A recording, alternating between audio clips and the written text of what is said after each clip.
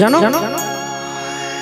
আমি যখন ছোট ছিলাম আমার মনটা আমি আমার বাবা মাকে দিয়েছিলাম। তারা যখন আমায় কষ্ট দিয়েছে আমি তাদের জন্য একটু কেঁদেছি। আমি যখন বড় হয়েছি স্কুল কলেজে গিয়েছি আমার মনটা আমার বন্ধু বান্ধবীদের দিয়েছি।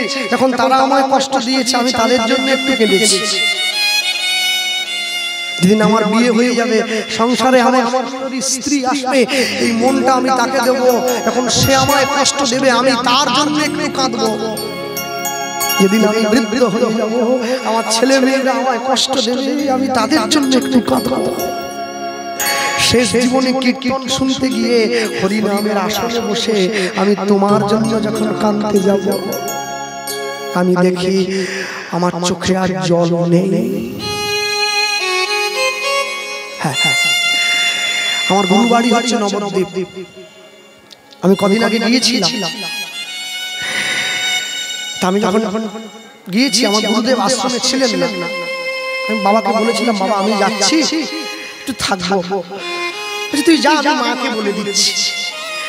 তা আমি যখন পরের দিন সকালবেলা ঘরের চাবিটা মায়ের হাতে দিয়ে গুরু মায়ের হাতে দিয়ে মাকে প্রণাম করছি দেখি আমার গুরু মা কাঁদছে দরজার সামনে দাঁড়িয়ে। তাই বললাম মা আমি তো তোমার পেটের ছেলে নয় তাহলে তুমি কাঁদছো কেন? তোমার আশ্রমে তো অনেক মানুষে আসে অনেক লোকে থাকে থাকার সময় শেষ হলে চলে যায়। তো গুরু মা আমাকে উত্তর দিচ্ছেন তুই চলে যাচ্ছিস আমার বাড়ি থেকে আমি এই জন্য কাঁদছি না। কেন কাঁদছি জানিস? কেন? তুই যেমন আজকে চলে যাচ্ছিস আমার বাড়ি থেকে একদিনকে আমাকেও চলে যেতে হবে আমার এই দেহ ঘরটা থেকে। আমি সেদিনকের কথা ভেবে কাঁদছি।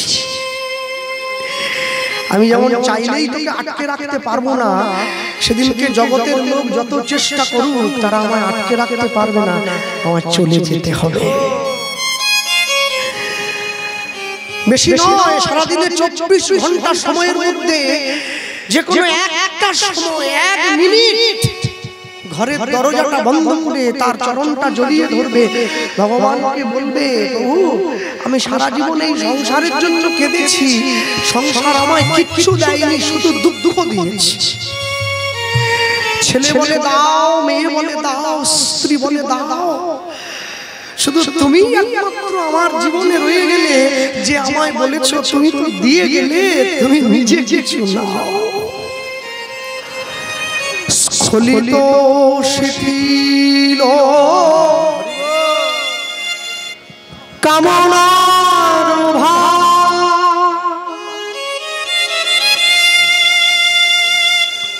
বহিয়া মহিয়া হিরি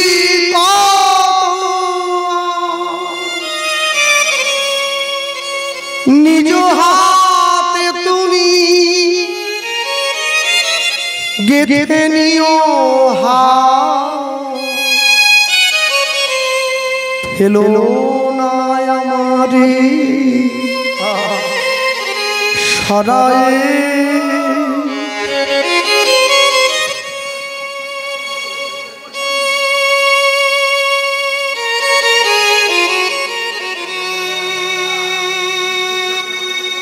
চরণ ধরিতে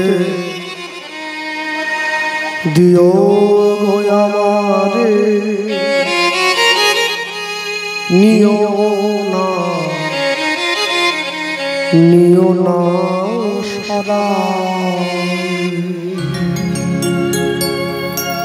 রঘুনাথ দাসের স্ত্রী বাড়ির পিছন দরজাটা খুলে দিয়েছে তুমি যাও তুমি গৌর চরণে চলে যাও। আর শোনো যেদিন তুমি গৌর চরণে যাবে গৌরকে নিজের মতো করে নিজের কাছে পাবে গৌরকে তোমার নিকট জন বলে পাবে সেদিন তুমি গৌরকে আমার কথা একটু জানিও আমি তোমার অভাগিনী স্ত্রী এই সংসারে পড়ে রইলাম আমি পড়ে রয়েছি তোমার গৌর শেষের দিনে যেন আমায় একটু উদ্ধার করে তার চরণে জায়গা করে দেয়। রঘুনাথ দাস ছুটে যাচ্ছে মহাপ্রভুর কাছে আমি গৌর বরণ গৌর বদন কবি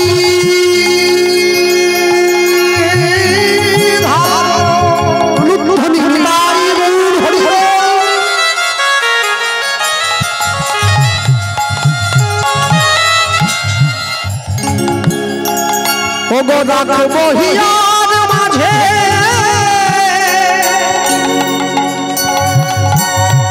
গৌরঙ্গের ভূষণ পরব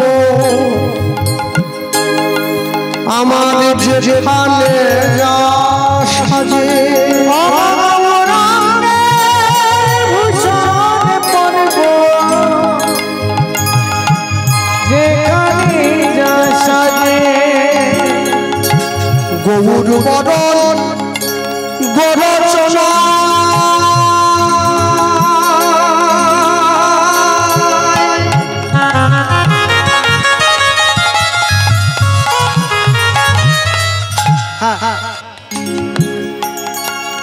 লোকে কীর্তন করতে আসতে শুধু বলে দাদা তত্ত্ব কথা বলো তত্ত্ব কথা বলো। আরে তত্ত্ব কথা কোনটাকে বলে? তত্ত্ব কথা কোনটাকে বলে জানো? মনে রাখবে তত্ত্ব কথা আমরা কেউ জানি না। যেগুলো আমরা বলি একে বলে তথ্য, তত্ত্ব নয়। এক বিন্দু তত্ত্ব কেউ যদি জেনে যায় সেই সংসারে থাকবে না, সংসার থেকে বেরিয়ে চলে যাবে। তত্ত্ব কে জেনেছে? তত্ত্ব জেনেছিল একমাত্র ব্যাসদেবের পুত্র সুখদেব গোস্বামী মহারাজ। সে তত্ত্ব জেনে গিয়েছিল, সংসার থেকে বেরিয়ে চলে গিয়েছে। যে তত্ত্ব জানবে সংসারে থাকবে না, যে তথ্য জানবে সে সংসারে থাকবে। তিন বন্ধু রোজ নদী পেরিয়ে চলে যায় ভাগ ভাগ করার জন্য। একদিনকে নদীর নাবিক নৌকার মাঝি প্রশ্ন করছে, তোমরা কোথায় যাও? নদী পেরিয়ে। তিনজনে বলছে আমরা ভাগ ভাগ করতে যাই। বলে বাহ, ভাগ করতে যাও, তাহলে ভাগ ভাগ শ্লোক বলো। গড়গড় করে মুখস্থ বলে দিয়েছে। তা সবার শেষে সেই নৌকার মাঝি হাসছে। তখন তিন বন্ধু বলছে, শোনো তুমি তো মূর্খ, তুমি পড়াশোনা করো না, তুমি সমস্ত শ্লোক জানো না, তাই তোমার হাসি লাগছে। বলে না, আমি ওই জন্য হাসিনি। কেন হাসছি জানো? কেন? বলে তোমাদের কারো ভাগবত পড়া হয়নি, শুধু নামেই দিয়েছ, ঘর ভরিয়েছ আর বাড়িয়েছ। কেন? বলে তোমাদের মধ্যে একজনের যদি কারো ভাগবত পড়া হতো না, সংসারে থাকতে না, বেরিয়ে চলে যেতে। শুধু নামে পড়তে গিয়েছ, নামে পড়তে গেছো, তাই জন্য বলছে গৌর বদন গোরচনায়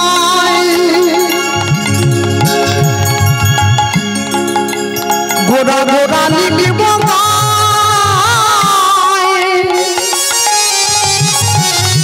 গৌর বলে ভেসে যাব সেই সোনার নদিয়ায়।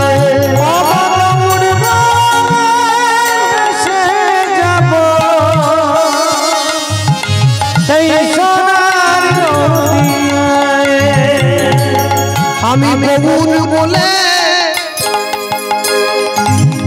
কেঁদে বেড়াবো, আমি গৌর বলে কেঁদে বেড়াবো ওই নবদ্বীপের পথে পথে। আমি গৌর বলে কেঁদে বেড়াবো ওই না নদিয়া নাগরী বনে চরণ ধরে। আমি গৌর বলে কেঁদে বেড়াবো, আমি গৌর বলে ভেসে যাব সেই সোনার নদিয়ায়। আমি গৌর বলে ভেসে যাব সোনার নদিয়ায়। যারা প্রত্যেকদিন ফুচকা খায়, যারা ফুচকা খেতে ভালোবাসে, দেখবেন ফুচকাটা যদি তেঁতুল জলের উপরে ভাসিয়ে দেওয়া হয় না, ডুববে কি? ডুববে না, ভেসে থাকবে। তাহলে যে ফুচকা দোকানদার ফুচকা দেয়, আঙুল দিয়ে ফুচকাটা ফাটিয়ে দেয়, তার মধ্যে আলু দিয়ে দেয়, তারপর জলের মধ্যে ডুবিয়ে দেয়, তবে ডুবে।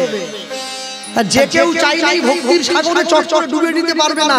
আগে নিজের অন্তরটাকে বিদীর্ণ করে তার মধ্যে গুরু মন্ত্ররূপী আলুটা দিতে হবে, তবে তো ভক্তির সাগরে ডুব দেওয়া যাবে। নাহলে ডুব দেবেন কি করে? কিছু হোক আর না হোক, দিন শেষে একটি বার ঘরের দরজায় বসে তার নাম স্মরণ করতে হবে।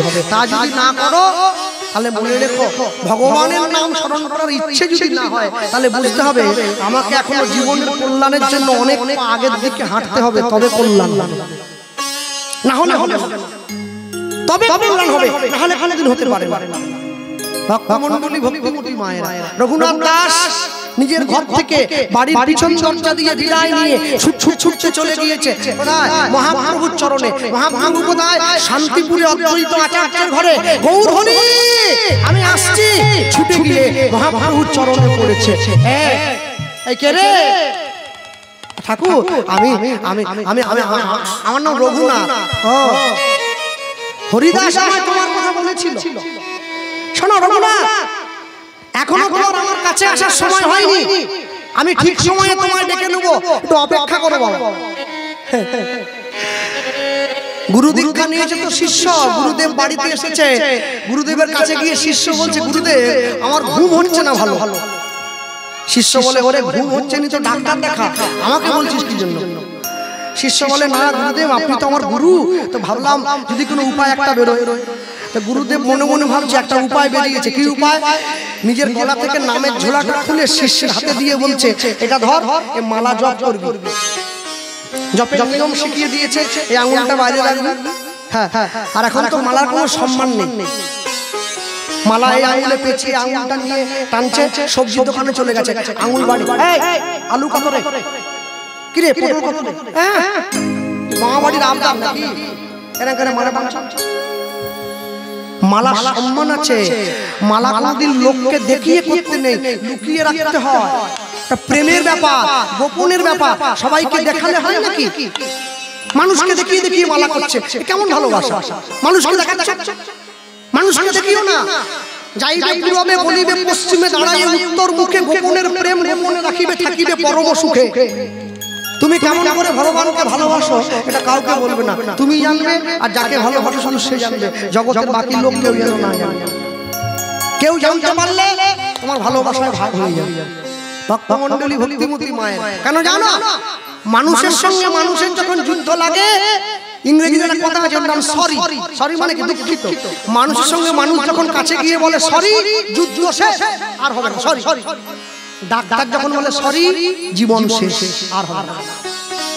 মানুষ বললে যুদ্ধ শেষ, ডাক্তার বললে জীবন শেষ। তোমাকে চিন্তা করতে হবে তুমি সরি কথাটা কোন জায়গা থেকে শুনতে চাইছো, ডাক্তারের কাছ থেকে না জীবন যুদ্ধের ক্ষেত্র থেকে? তুমি যেখান থেকে শুনবে সেখান থেকে। চলে গিয়েছে রঘুনাথ দাস যখন গেল, মহাপ্রভু রঘুনাথ দাসের মাথায় হাত দিয়ে আশীর্বাদ করছে, এখন নয়, ঘরে যাও, শুধু আমার একটা কথা মেনে চলবে। কি কথা? স্থির হইয়া ঘরে যাও, না বাতুল, বেশি কথা বলবে না। স্থির হইয়া ঘরে যাও,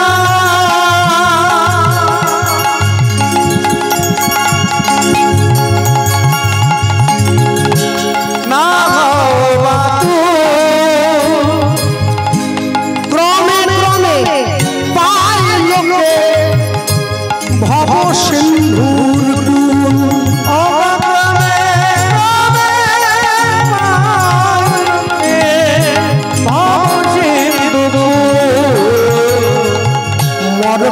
বৈরাগ্য না করিবে লোক দেখাইয়া,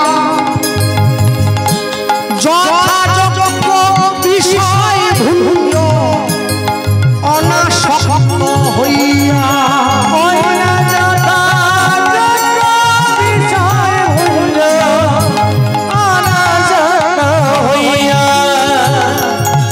অন্তে নিষ্ঠা রাখিবে, পাচ্ছে লোক ব্যবহার। এবার চিরাতে কৃষ্ণ তোমায় করিবে উদ্ধার।